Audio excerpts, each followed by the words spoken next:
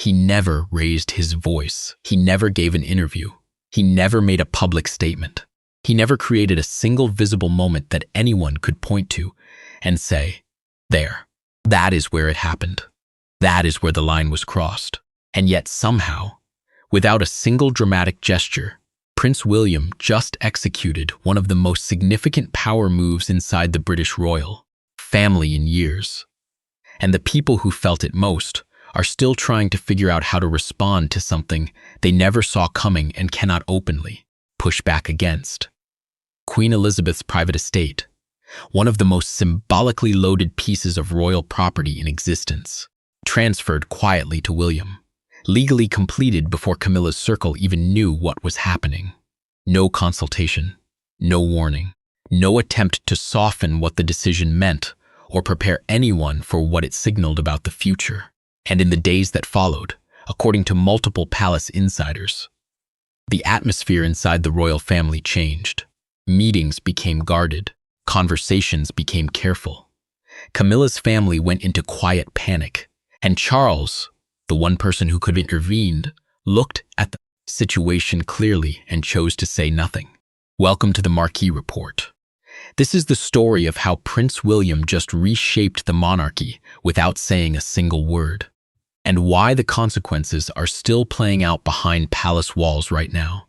Let's get into every detail. Before we talk about what happened, let's talk about what this particular estate actually means.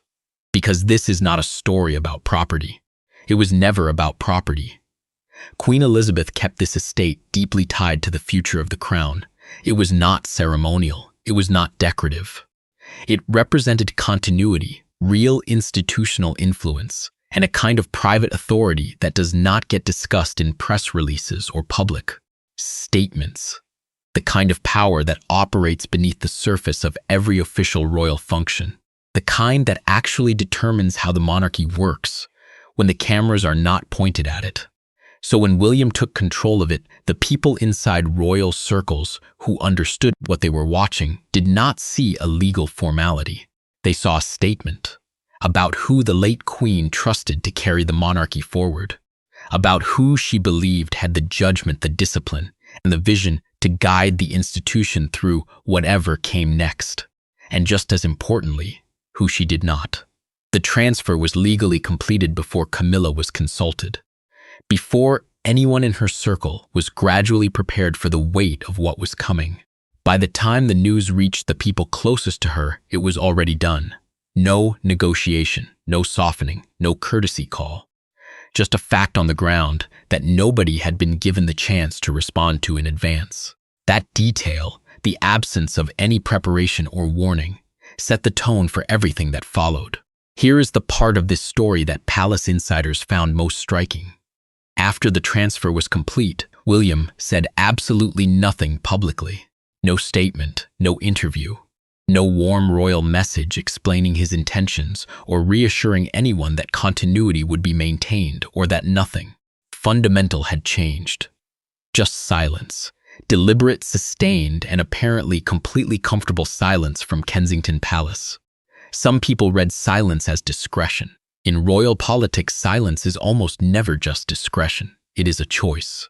And the choice to say nothing after a move, this significant, told its own story to every person inside the institution who was paying attention. Staff close to William read the silence as calculated discipline. The quiet confidence of someone who has made a decision he has no interest in, justifying or defending. Staff close to Camilla read it very differently, as a clear signal that William had no interest in negotiating the outcome, softening the landing or acknowledging that the people most affected by the decision deserved any kind of explanation. Two completely different readings of the same silence. And the gap between them tells you everything about how divided the palace atmosphere had become in the aftermath of the transfer. In royal politics, a vacuum always gets filled. And the vacuum William created by saying nothing got filled immediately with speculation. The kind of anxious, detailed speculation that spreads through palace corridors at remarkable speed and gains weight with every unanswered question. Now let's talk about the reaction inside Camilla's circle. because it was immediate, specific, and genuinely frightened. Her family reportedly went into a kind of quiet panic. And when I say family, I am not describing a couple of relatives exchanging worried text messages. I mean people who had spent years building their access to the center of royal life through her marriage to Charles. People for whom proximity to the crown was not just social prestige, it was professional infrastructure, invitations, introductions, relationships built across decades of being trusted inside the royal household. For those people, the estate transfer was not abstract. It was a direct threat to the architecture of their lives. And the fear spreading through that circle was not theatrical or dramatic. It was the very practical fear that comes when the rules quietly change and nobody in charge feels any obligation to explain the new arrangement to you. Camilla herself reportedly became noticeably more withdrawn in the days following the transfer. More time behind closed doors, more guarded in the conversations she was willing to have. And the people closest to her were urgently trying to get answers from royal insiders about what William's move actually meant, not just symbolically but practically, for their positions going forward.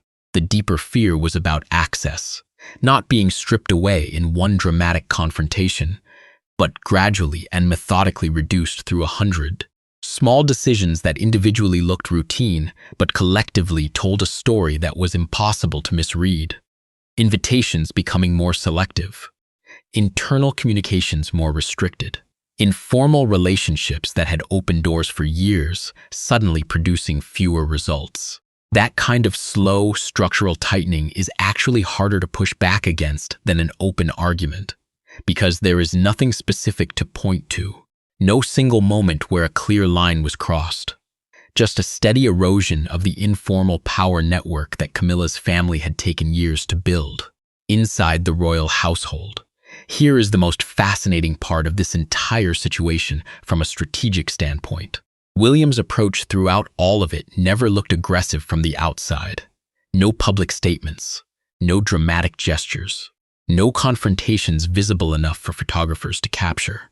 What reportedly happened instead was something far quieter and, depending on your perspective, far more effective. The way things operated around the estate began to change. Access became more structured. Internal reviews expanded.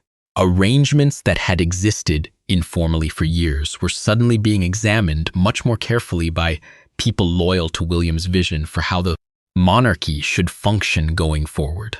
And that shift in operational style is deeply significant when you understand how royal influence traditionally works.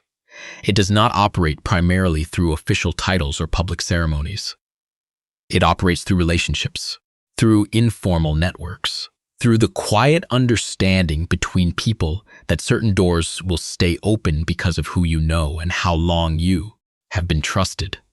That is the system Camilla's circle had built their position inside over many years of closeness to Charles.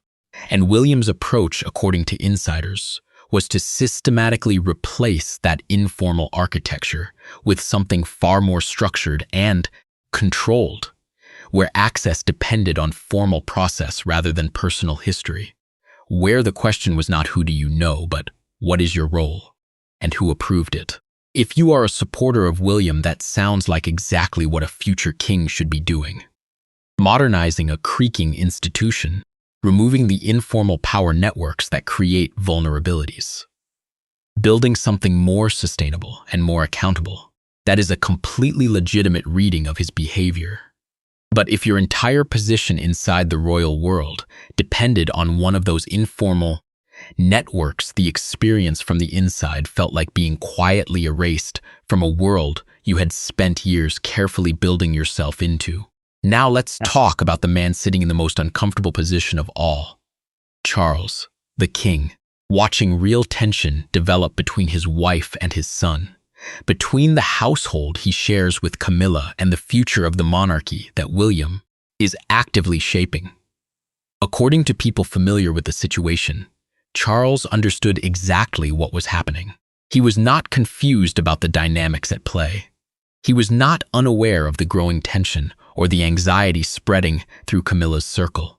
He understood it clearly, and he chose not to intervene. Challenging William openly at a moment when public confidence in the monarchy was already under pressure from multiple directions would have created exactly the kind of visible family drama that the institution could least afford. A public disagreement between the reigning king and the future king over estate transfers and royal access. The tabloids would have feasted on it for months.